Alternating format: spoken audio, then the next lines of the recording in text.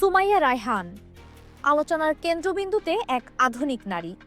সম্প্রতি সামাজিক মাধ্যমে প্রশংসার ঝড় তুলেছেন সুমাইয়া রায়হান। তো সার্ভিসের যে কোয়েশ্চেনটা আসতেছে যে আমরা সেবক হবা নাকি না, এটার কোনো কোয়েশ্চেনই তার না। বক্তব্য, পোশাক এবং আত্মবিশ্বাসী উপস্থিতি অনেকের নজর কেড়েছে। তিনি শুধু শিবিরের সাবেক সেক্রেটারি জেনারেল শিশির মোহাম্মদ মনিরের স্ত্রী নন, তিনি নিজেও একজন যোগ্য পেশাজীবী ও কর্পোরেট লিডার। গ্রামীণফোনের ডিজিটাল প্রোডাক্টস অ্যান্ড ক্যাম্পেইনসের হেড হিসাবে কাজ করছেন তিনি। পড়াশোনা করেছেন ঢাকা বিশ্ববিদ্যালয়ের আইবিএ থেকে, যা দেশের অন্যতম মর্যাদাপূর্ণ শিক্ষা প্রতিষ্ঠান। ডক্টর জাকিয়া ফারহানা চিকিৎসা ও সমাজ সেবায় নিবেদিত। তিনি জামায়াতের সাবেক শিবির সভাপতি শফিকুল ইসলাম মাসুদের স্ত্রী, একজন চক্ষু বিশেষজ্ঞ ও ক্যাফো সার্জন, যিনি রাজশাহী মেডিকেল কলেজ থেকে পড়াশোনা করেছেন।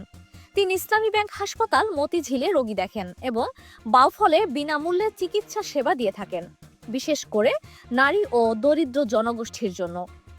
আরও কয়েকজন প্রতিষ্ঠিত নারী নেত্রীদের মধ্যে হাবিবা চৌধুরী, জামায়াতের নায়েবে আমির সৈয়দ আব্দুল্লাহ মোহাম্মদ তাহেরের স্ত্রী। তিনি ঢাকা মেডিকেল কলেজের রেডিওলজি বিভাগের অধ্যাপক। ছাত্রী সংস্থার সাবেক কেন্দ্রীয় সভানেত্রী এবং বর্তমানে জামায়াতের মহিলা বিভাগের সিনিয়র দায়িত্বশীল। তোমরা আমাদেরকে প্রশ্ন করেছিলেন তোমরা কি চাকরি করতে পারো, তোমাদের কি চাকরি করতে দেয়?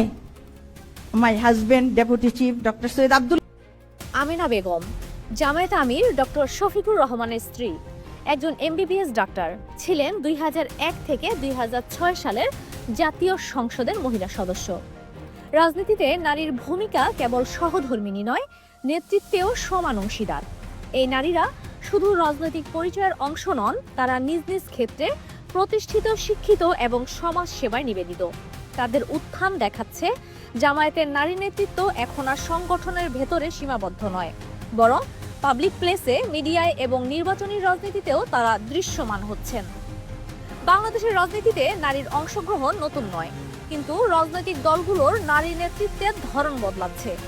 জামায়াতের মতো দল যেখানে নারী নেতৃত্ব নিয়ে নানা বিতর্ক ছিল, সেখানে এখন যোগ্য, শিক্ষিত এবং জনসম্পৃক্ত নারীরা সামনে আসছেন। এই পরিবর্তন শুধু দলের জন্য নয়, দেশের রাজনীতির জন্য একটি গুরুত্বপূর্ণ বার্তা। আপনার মতামত জানাতে ভুলবেন না।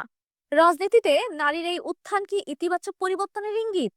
মন্তব্যে লিখুন, লাইক দিন, শেয়ার করুন আর সাবস্ক্রাইব করে পাশে থাকুন। দেখা হবে পরের পর্বে। আল্লাহ হাফেজ।